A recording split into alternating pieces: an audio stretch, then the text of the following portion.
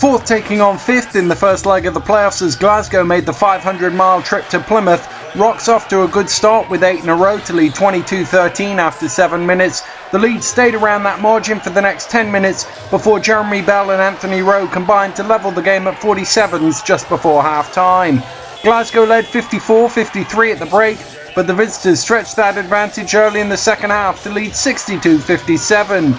They were 6 clear before Mike Ojo helped bring the Raiders back level, and Bell then put Plymouth in front 75-71.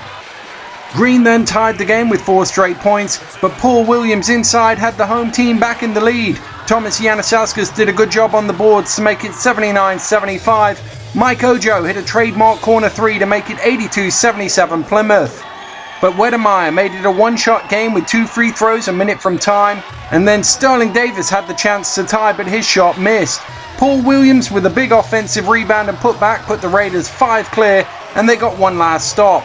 Final score, Plymouth Raiders 84, Glasgow Rocks 79. I think it's just a tale of two halves, and that's how the game goes.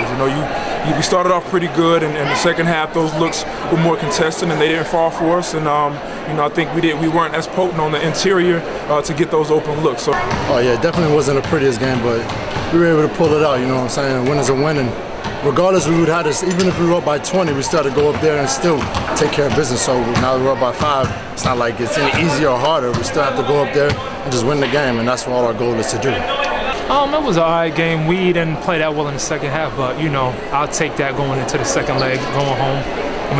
They're a good team. It's gonna be a battle up in Glasgow, but we're ready for it. Well, it's no rush. You just take your time and you just play. This is almost like halftime. So that's the way you got to look at it. There was no need for us to just jack up shots. So, we're happy with the scoreline going back home. Riders and Sharks once again going head-to-head in the playoff quarterfinals, with Sheffield hosting the first leg. Brad Wisbicki with 2 triples and 8 points in a 12-4 run, which had the visitors 10 points clear after only 7 minutes.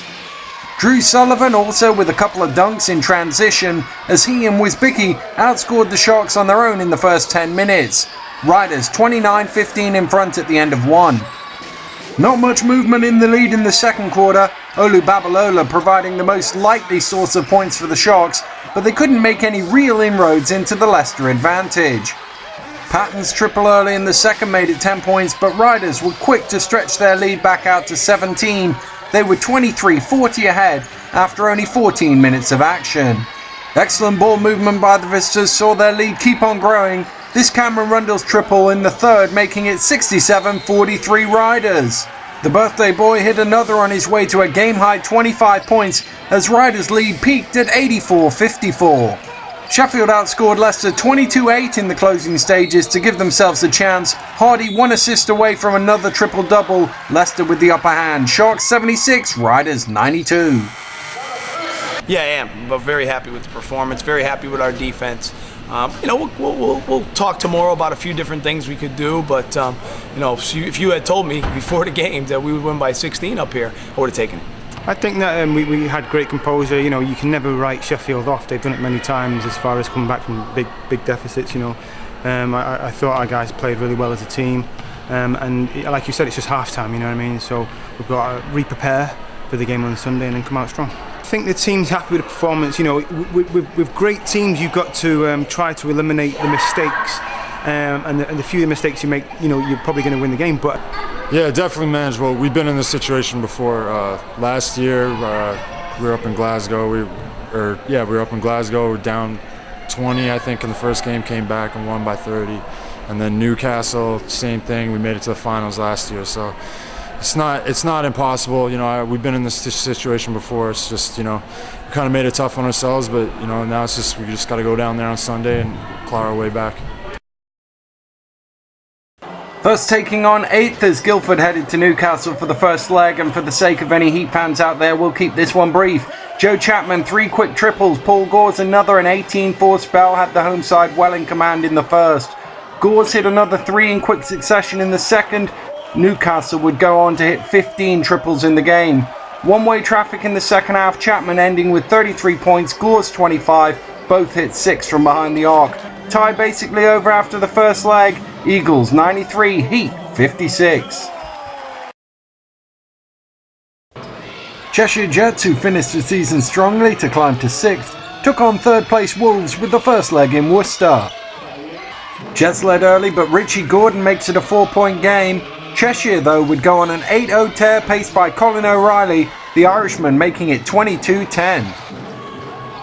Prezi Blue tied the game at 26, but the Jets would post a 15-3 spell around half-time to regain the upper hand. Cheshire with a 50-40 advantage a minute into the 3rd quarter. The lead would get as high as 15 at 65-50 before the Wolves would go into 3-point mode. Prezi Blue had 4, Tommy Freeman 2 and Kozlauskas a 7th in 7 minutes as they went 75-74 in front. Nathan Shaw put the Jets back ahead with 80 seconds to go. Freeman to the line misses the first but ties the game with the second, and Prezi Blue has the Wolves ahead. Brown with a clutch shot levels matters at 80-80, but still a chance for the home side to get one final score.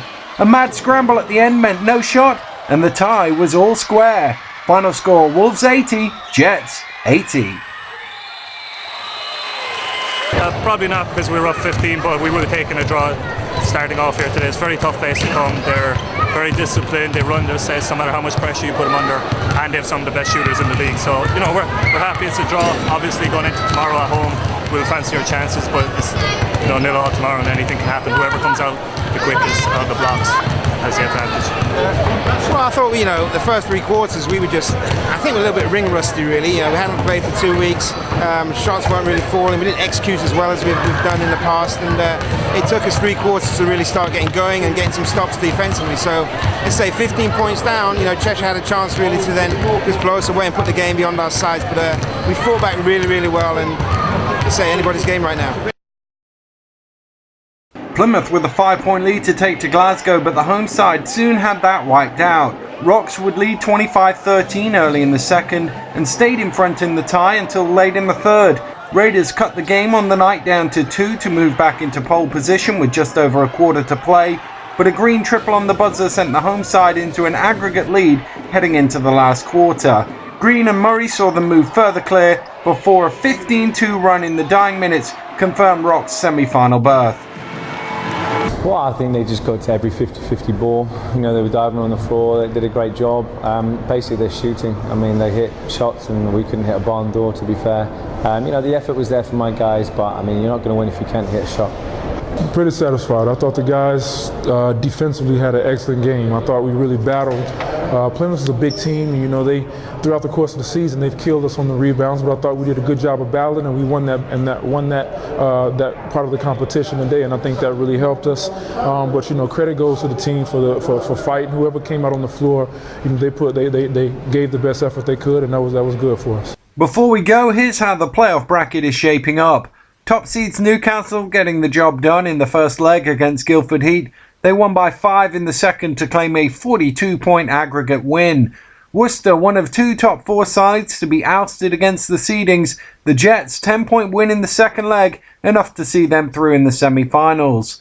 No such worries for the Riders. A 16-point first leg win over the Sharks, followed up by a 25-point win at the home-from-home at Loughborough University. Whilst Glasgow were the only team to recover from a first leg deficit. They went down 84-79 in Plymouth, but won the return by 20 to go through.